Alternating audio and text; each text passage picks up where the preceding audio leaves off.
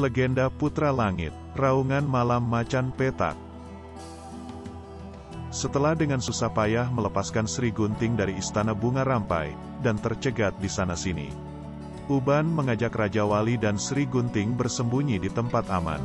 Di Istana Pipit sendiri, kelompok elang beringas melaporkan kegagalannya pada Macan Petak. Dia pantas kujajal, sebab dia mampu membuat elang beringas gagal. Plok, ia pimpin sendiri penggeledahan di kawasan sekitar Istana Pipit Merah. Ia mendapat persetujuan dari Pipit sendiri yang juga penasaran. Hingga menjelang fajar menyingsing, jejak mereka seperti ditelan malam.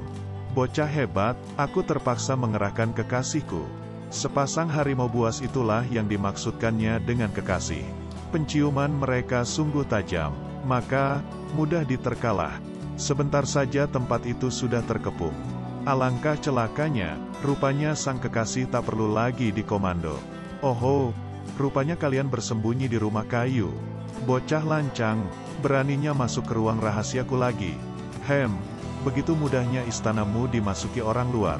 Tak perlu kau tambahkan kedongkolanku, tahu. Izinkan aku menghapuskan kemarahanmu, jelitaku. Tiba-tiba terdengar suara retaknya kayu. Astaga, mereka kabur lewat cerobong. Tenang, ku jamin takkan lolos seorang pun. Tanpa Uban, Raja Wali dan Sri Gunting lari lewat atap. Hei, sebutkan nama kalian cecunguk. Hei, sapaan macam apa itu? Tidak sopan sama sekali. Hebat, berani sekali si kecil ini menegurku tidak sopan. Takkan ku leburkan kau, asal bisa lolos dari 5 jurusku. Ini urusanku, larilah dulu. Kau pikir enak pergi sendiri? Baik, kita hadapi bersama. Gadis semanis itu, sederhana, sungguh menarik hatiku. Jangan cederai gadis itu. Dia urusanku. Kok begitu? Dia sudah ku beli 1000 tail. Masa aku harus kehilangan begitu banyak? Mau ditaruh di mana mukaku kalau aku gagal dan rugi? Kedengkian dimanapun akan selalu mudah terbaca. Jujur saja, kau suka dia kan? Mereka tertawa-tawa, mereka pikir mudah menaklukkan kita. Selain menjajal 5 jurusku, kau pun boleh mencicipi kekalahan yang getir. Ingat, jangan sampai gadis itu terluka.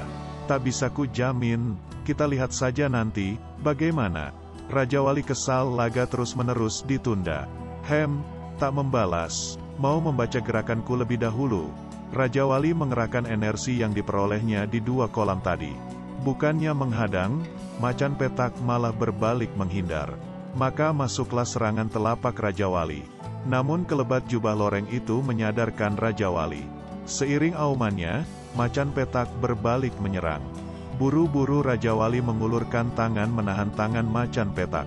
Ia mau mencoba sesuatu, namun Macan Petak punya cara tersendiri untuk mengelakkan secara mulus. Yang jadi korban adalah lantai istana. Bebatuan terbang berhamburan.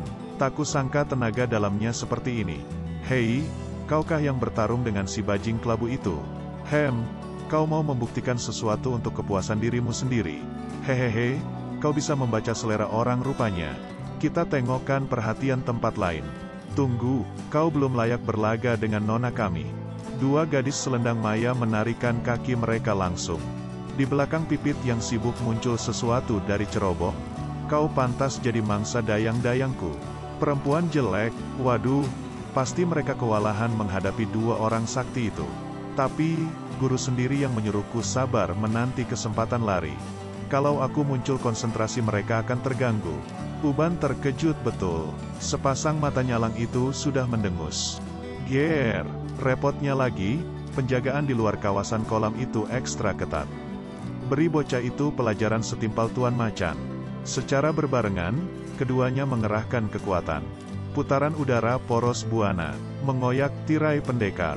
Tak sedikit pun putra benteng barat ini mengecil hatinya melihat cakar terbuka itu. Ketika tangan mereka berbenturan, suara berdesing terdengar. Posisi kaki Raja Wali bergeser oleh tekanan energi Macan Petak. Raja Wali terdesak hingga ke tepi wuwungan. Jatuhkan dia Tuan, biar kami yang menyambutnya Tuan. Kau pikir aku gagal? Ucapan itu terlontar dari hati yang angkuh. Dis, cakar itu merasuki rasa ngilu. Oleh sakitnya, Raja Wali pun terjatuh. Puluhan tombak kegirangan menanti mangsa. perlihatkan Dharma Bakti kalian. Tanpa terduga Raja Wali membuat gerakan melingkar. Getar ayun 1000 depa, maka terpatahkanlah semua ujung tombak itu. Pucuk-pucuk kecil terbang menghampiri para pemiliknya sendiri. Yang lumayan kungfunya bisa menyelamatkan dirinya. Tendangan beruntun Raja Wali nyaris menerbangkan jiwa elang bersaudara. Duk, duk, kini bocah benteng barat itu mendoncangkan tubuhnya ke bangunan di seberang. Semua yang melihatnya berdecak kagum. Cuma dengan sekali gerak, ia sudah di atap itu lagi. Wah, celaka, kau ini bagaimana? Hei, macan petak, kau biarkan dia tiba di atapku lagi. Pertama, Raja Wali masih berjaya. Kedua, umpatan pipit merah. Wow, malunya itu loh, mengapa memandangku seperti itu? Dengan golok dingin sakti itu, Sri ada di atas angin. Kepiawaian Sri Gunting menundukkan darah-darah selendang maya. Gunakan kitiran kita. Benar, saat para pengawal itu mundur, Sri Gunting menengok ke arah Raja Wali. Pemuda ini sedang mengerahkan lebih tinggi tenaganya.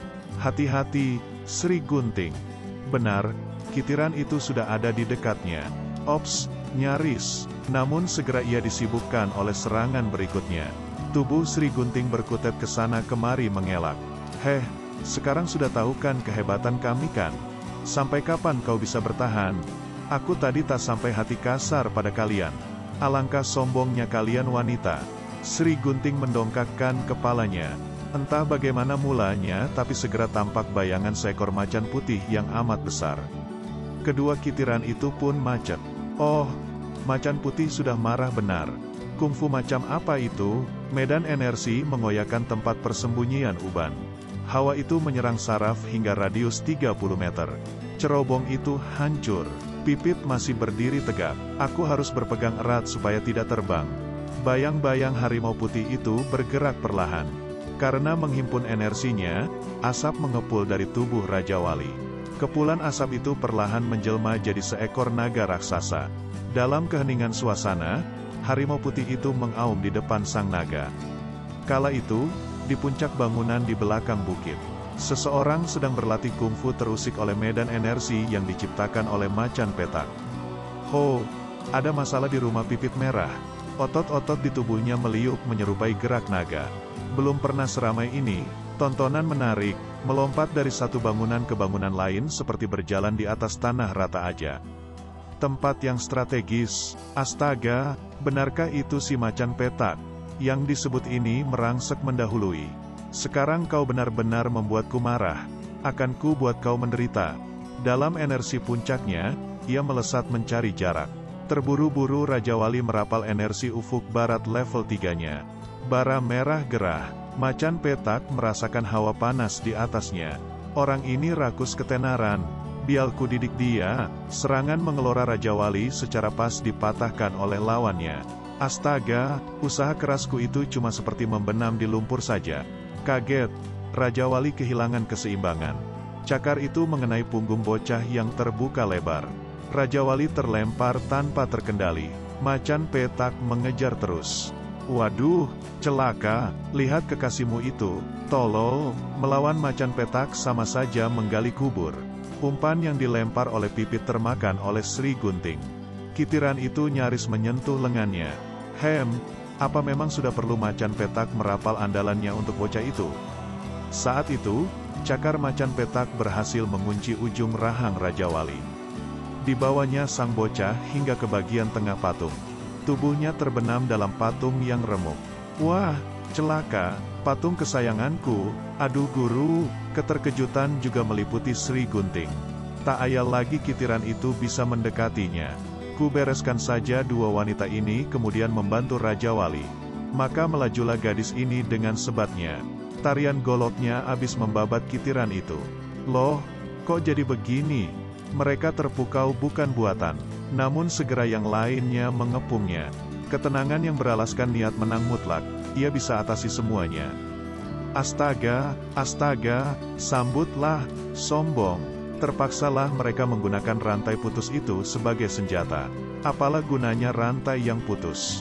Sesosok bayang-bayang datang menyelubungi Sri Gunting. Seberkas sinar itu membawa hawa panas. Beruntung Sri Gunting masih sempat menangkis bila golok panjang itu. Tak urung rasa ngilu menyerang lengannya. Dik, sudah sedikit menyadari kehebatanku gadis desa. Oh, terima kasih Nona. Repot, gadis sombong itu makin kuat saja. Raja Wali sempat melindungi kepalanya, loloslah ia dari maut. Hahaha, benar-benar masih ingusan. Memang belum pernah ada bocah menantangku. Jadi, tak seharusnya bocah itu lancang menjajalku kan? Tawa mabuk kemenangan ini terhenti oleh gerak cepat bocah ingusan. Ah, luar biasa semangat laga bocah itu. Bukan ingusan, keluarkan saja segala kemampuanmu. Bocah tak tahu diri. Amarah macan petak meledak-ledak ditantang begitu rupa. Namun perhitungannya menjadi kurang tepat. Sayangnya dinding itulah yang harus hancur, dan kemarahan macan bertambah lagi. Raja Wali merapal hawa pelindung. Dengan kedua tangannya ia menolak bebatuan yang diruntuhkan padanya. Menjejak tanah, ia merangsek lagi. Alam semesta tanpa arah. Plak, plak. Raja Wali berhasil menipu dengan arah kakinya. Serangan telak masuk mengenai macan petak. Kaki Raja Wali yang mengawang tinggi terkunci. Macan lapar terkam beruang. Hahaha, kau pikir dengan sekali tendang, kau bisa menjegalku? Rasakan jurus menyerang beruang mautku. Kaki terbelenggu, Raja Wali bermandikan keringat. Di saat kritis Raja Wali tak pedulikan rasa nyeri. Segera merapal energi ufuk barat level 6-nya. Arus balik jagat raya. Kita tinjau kembali posisi penawaran Ayu Pualam atas Raja Pangkon Bewana. Asalkan aku beroleh resep yang ku minta, aku akan penuhi semua permintaanmu.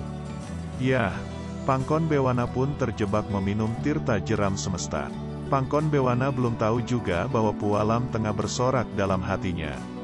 Ketika Pangkon Bewana tak menolak saat disodorkan tirta jeram semesta padanya. Hihihi, tahu rasa kau, aku tinggal memetik hasilnya. Ayu Pualam Wumu, sungguh pandai engkau mengambil hati setiap orang. Hahaha, Tuan, jangan jadikan nyawaku untuk tumbal. Kumohon, kawan akrab Dayang itu pun gemetar ketakutan. Kau tak mau tambah sakti? Kasihani, ampun, hanya sekali totok Dayang itu menghembuskan nafas terakhirnya. Nyawa yang lemah. Baru ditotok sekali saja sudah mati. Nyawa yang lembek, kenapa kau? Ampun putri. Jangan korbankan hamba, demi kepentingan diri sendiri dan kepentingan duniawi. Dosa itu dilakukan dengan amat sadar. Mengorbankan nyawa seseorang.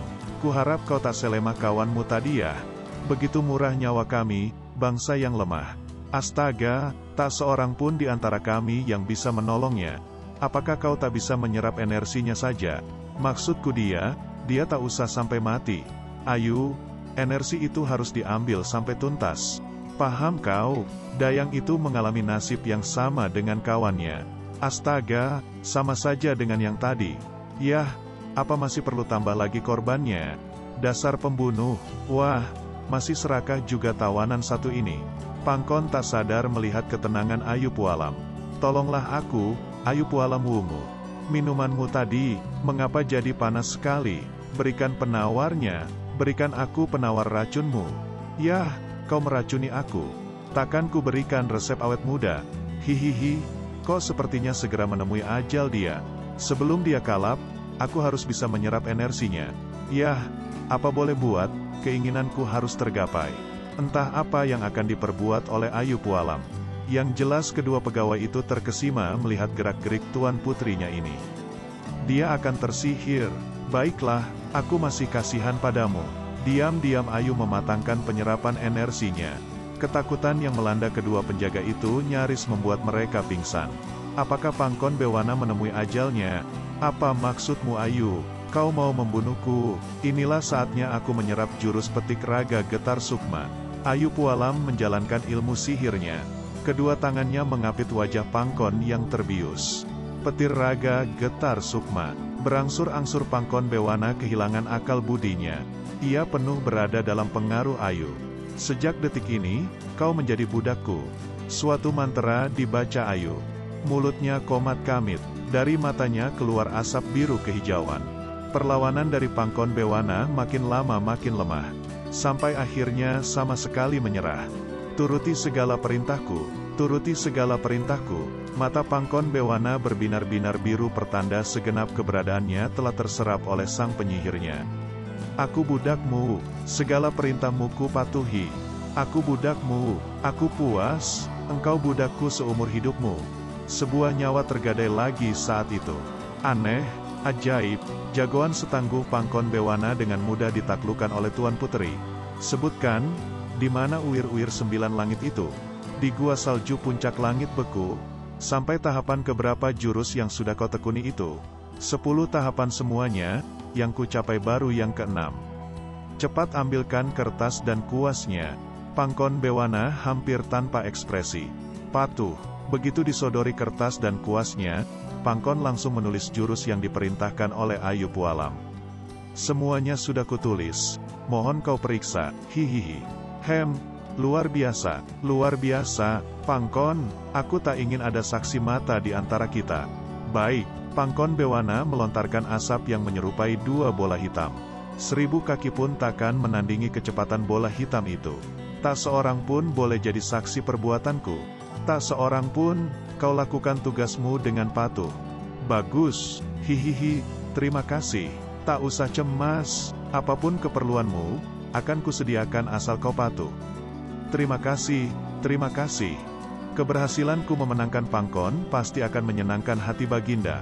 Hahaha, kau memang cerdas. Aku bangga Ayu. Puas aku memperoleh mantra sakti ini. Maafkan aku telah menyusahkanmu. Yah, beruntung hamba membawa 2 dayang hamba. Hamba selamat, akan ku cari seseorang untuk menguji keampuhannya. Perlukah kita memberitahukan Datuk Saji? Jangan diganggu, ia sedang meditasi paku hati 1000 sukma. Ayu, rencana awal berjalan mulus. Kini beralih ke rencana selanjutnya. Andai Jeram Tirta dan Petik Raga Getar Sukma mampu taklukan Jabrik Wanara, muluslah jalannya. Tapi, masih ada gajalan di hatiku Ayu. Lautan api dan bukit belati sekalipun akan kutempuh demi Bagindaku. Aku paham akan dirimu, jiwaku. Kau akan kuhargai di atas segalanya kelak. Baginda, tak perlu demikian. Untukku, inilah kesempatan memperlihatkan rasa cintaku pada Baginda. Ratu Ayu tiba. Loh, Ayu, sujud guru? Ayu, ada-ada saja. Buat apa menunduk begitu? Bangunlah, guru. Ku bawakan arak anggur Benteng Barat yang tersohor itu, silahkan cicipi. Aku datang karena Zof sedang sakit. Baik, mungkin memang lebih baik kau yang datang. Terima kasih atas persembahanmu Wong Ayu. Hidangan lezat pun akan tersaji untuk guru. Hehehe, dari aromanya saja sudah bisa kupastikan lezatnya. Silahkan araknya tuanku. Ayu, dayang pun kau pilih yang cantik ya. Segala sesuatunya ku rancang untuk keharuman istanaku guru. Untuk kesejahteraan Paduka. Yah, harum.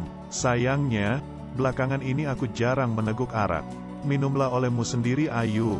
Jabrik Wanara menjentik gelasnya ke arah Ayu dengan tenaga dalamnya. Penolakan ini membuat Ayu kehilangan akal. Kenapa kau ragu meneguknya sendiri? Oh, dia mengujiku juga. Sungguh disayangkan Tuan menampik kebaikan hati kami yang langka ini. Lalu Ayu menegak habis arak itu. Luar biasa, lezat. Nah, bersantaplah Tuan. Sebelum makanan jadi dingin. Menuruti perintah Ayu, Dayang jadi semakin berani. Memang. Terima kasih atas jerih upayamu. Bagi Jabrik yang telah menikmati banyak arak, kemabukan makin nyata. Andai pun guru berkenan, aku bersedia memasak setiap hari untukmu. Rayuan Ayu terasa merdu di telinganya. Aku berbahagia sekali, bukan cuma kekuasaan Zof, istrinya pun akan segera jadi milikku. Apakah Tuan ingin jadikan Ayu ini istrimu? Pertanyaan yang begitu tulus ini tentu mengejutkannya. Puspa, Purnama, menarilah untuk kami berdua. Luar biasa terhiburnya Jabrik. Kecurigaannya hilang. Dengan sengaja Ayu minum arak itu makin banyak.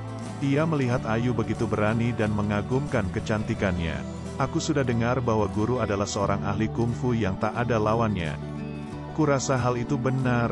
Ayu, kecantikanmu sendirilah yang harus kau perhatikan. Kau ini lebih jelita dari bidadari manapun. Mengapa harus memujiku dengan berlebihan begitu?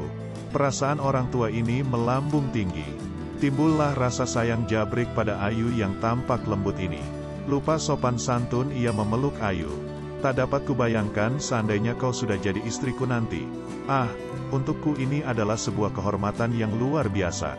Percayalah Ayu, kau akan kubahagiakan, kusayangi, takkan pernah aku membuatmu sedih sedetik pun. Aku yakin akan janjimu, biarlah aku lebih berbakti padamu. Hahaha, ingin seharian ini aku berpesta pora denganmu. Hei Dayang, sajikan makanan berikutnya. Sebenarnya jauh-jauh hari Ayu sudah tahu Jabrik menjauhi arak, maka ia campurkan tirta jeram semesta pada makanan. Akhirnya akan takluk juga di kakiku. Kita kembali pada posisi kaki Raja Wali yang terkunci oleh macan petak. Arus balik jagat raya, macan petak tak berkutik oleh semangat yang terbangun mendadak ini. Beruak, masih seberapa jauh tingkatan kungfu bocah itu? Bukan main, Arca pun sampai tergetar oleh guncangan yang diakibatkannya. Aduh, Arcaku, Raja Wali merasa kaget dengan luka yang cukup parah di kakinya. Namun, tengoklah muka macan petak. Cedera itu mengganaskan macan petak. Harga dirinya lah sebenarnya yang lebih terluka ketimbang rasanya. Waduh, kok masih kuat juga dia? Bak gerak seekor macan, layaknya macan petak merangsek sebat. Bayang-bayang taring dua, menghindar dulu sambil memeriksanya. Wow, dari belakang justru macan bekerja. Suara gelegar memecah konsentrasi jurus Raja Wali. Hahaha, kau takkan kuat terus menghindar. Hantaman kaki macan petak itu begitu tak terduga datangnya. Bro, memang macan punya kelas tersendiri di negeri tak bertuan ini. Semoga ini upayaku yang terakhir. Sempatkan Raja Wali membalikkan tubuhnya ke samping. Alam semesta tanpa daya, beruak, tanpa ampun tubuh Raja Wali amblas sampai ke balik atap istana Pipit Merah. Ah, habis sudah istanaku. Melamun, hampir saja ajal menjemput Pipit Merah. Beruntung dua pengawal pribadinya datang mencegat. Gara-gara orang jelek ini istanaku rusak. Jurus-jurus permainan Pipit Merah makin seru. Ia langsung pada tingkatan 10 andalannya. Sungguh kewalahan Sri Gunting dibuatnya. Kalau diteruskan juga, apa aku mampu? Terpaksa Sri Gunting mengubah taktik dengan mengandalkan saja ilmu ringan tubuhnya. Lalu ia berbalik badan dan mengambil gerak menyerang. Nah, sabetan golok Pipit hanya menerpa bayang-bayang belaka. Mau mencuri cuma dengan ringan tubuhnya. Mimpi, berhasil memeriksa gerak tubuh Sri Gunting, Pipit menyerang tanpa menoleh. Lalu Sri Gunting merasa ada yang tak beres di tapaknya. Kalau terlalu lama meladeninya, akan terkesan aku sangat sulit menaklukkannya. Mungkin harus kukorbankan energi sejatiku. Bunyi dengung memekakkan telinga terdengar ketika ujung golok terpegang di tangan Pipit Merah. Gadis lugu itu takkan lama lagi hidup. Pipit sudah mengeluarkan senjatanya. Kepak 1000 Pipit, cepat atau lambat aku akan terdesak, atau aku harus mendesak. Sri Gunting menghadang, 100 jurus dalam beberapa langkah. Sret, sret, sret. Setelah jurus yang ke-200, telapak tangan Sri Gunting luka parah.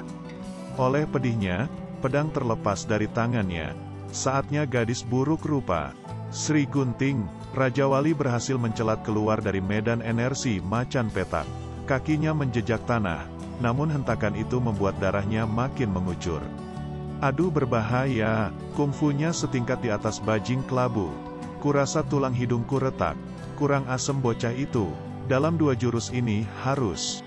Macan petak merapal andalannya di ketinggian. Siap menukik sambil menghujam. Semakin jaya saja dia, apa aku harus mati di tempat ini? Macan terbang memecah gunung. Raja Wali merapal energi ufuk barat level 5. Sirkulasi jalan langit. Diputar-putar serupa itu, pusinglah macan petak. Raja Wali berusaha melayangkan tapaknya ke arah kepala macan petak. Tak terduga datang tangan macan petak mengunci tangan Raja Wali. Beruntung Raja Wali berkelit begitu cepat. Tetap saja tangan yang di sebelah terkunci menyebabkannya tak bebas bergerak. Tangan kananku, celaka, tak ada yang bisa dilakukan oleh Raja Wali saat tangannya tercengkeram dan dikuasai lawan. Hanya kakinya yang berdaya menyarangkan terjangan. Dis. Lalu ia jatuh begitu saja. Rasa nyeri itu nyaris membuatnya pingsan. Jurus macan petak yang ini nyaris saja menang mutlak. Namun segera menyulut kemarahannya. Macan edan terkam naga. Belum pernah ada yang melampaui 10 jurusku kecuali kau. Kau harus enyah bocah. Astaga, haruskah aku merapal level 7 energi ufuk baratku? Alam semesta bergetar. Jurus ini bukan saja merusak keseimbangan lingkungan, tapi juga mencelakakan makhluk hidup. Kalau kemampuanmu berkurang, jangan dirapal. Kau akan celaka. Bagaimana akhirnya dengan perhitungan Raja Wali? Sampai hatikah ia merapal jurus berbahaya itu? Masih adakah jalan keluar lainnya? Selanjutnya di Legenda Putra Langit 19. Energi Ufuk Barat 7. Terima kasih telah menonton dan jangan lupa subscribe-nya.